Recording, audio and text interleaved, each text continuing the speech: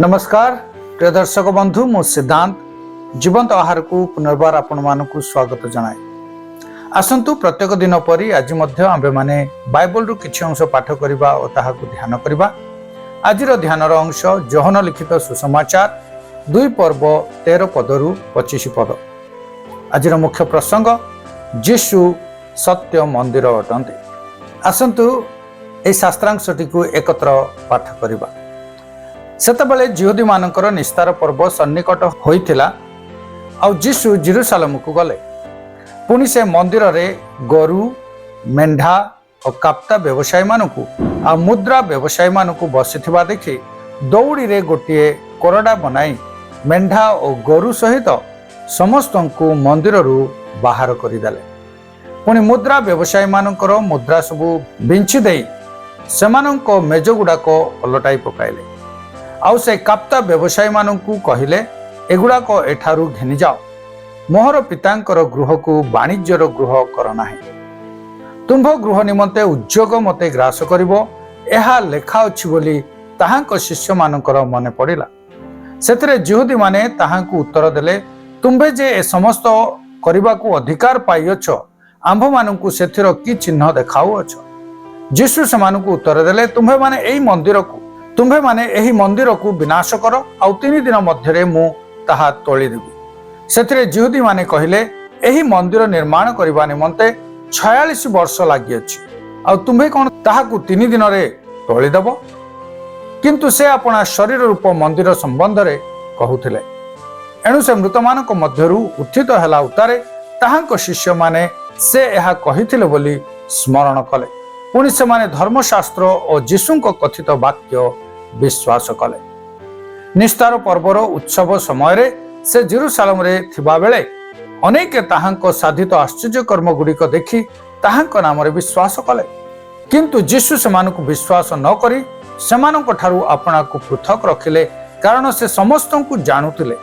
पुणी केही जे मनुष्य विषय रे साक्ष्य देबो एहा ताहांकर प्रयोजन नथिला।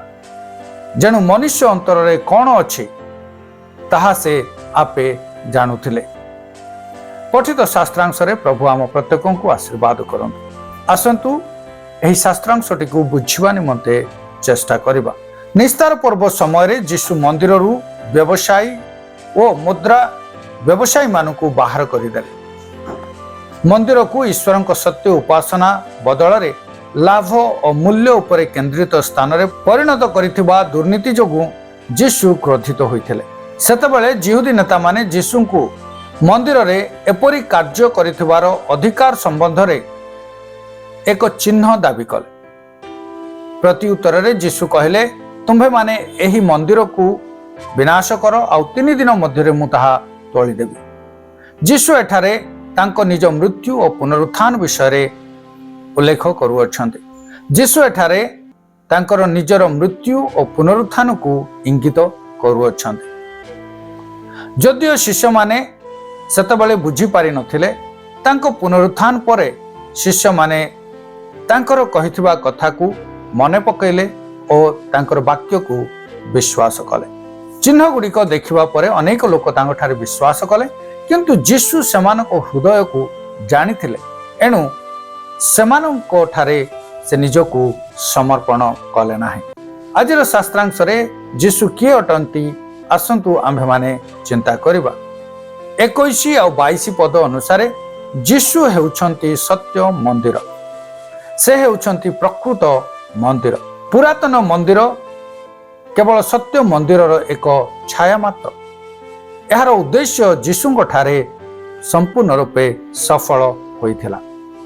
आमे वर्तमान जो मंदिर रे बास करबा को पड़िबो ताहा एक कोठा घर नुहे, बरं निजे यीशु ख्रीष्ट अटंती।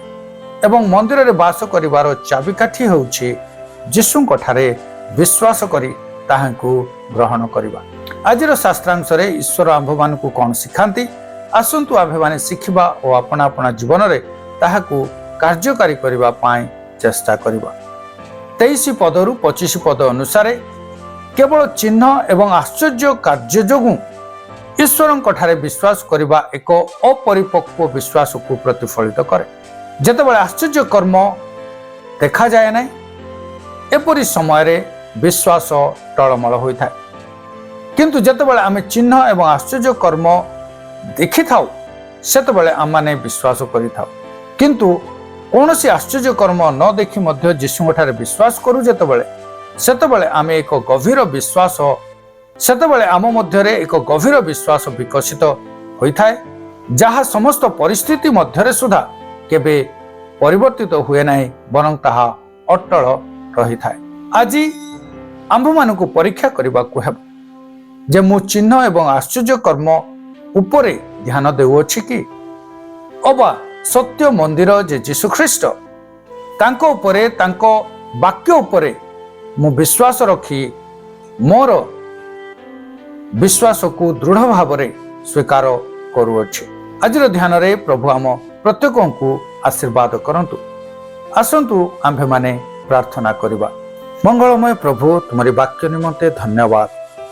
प्रकृत सत्य मंदिर जे यीशु ख्रीष्ट तांको ठारे विश्वास करिबा पाए कौन सी चिन्ह चमत्कार उपर निर्भर न करी तांकरी वाक्य उपर निर्भर करी तांको ठारे दृढ़ विश्वास और भरोसा करी बंचिबा पाए आम प्रत्येक को साहाय्य उपकार करंतु। यीशु नाम रे मागुछि, आमेन।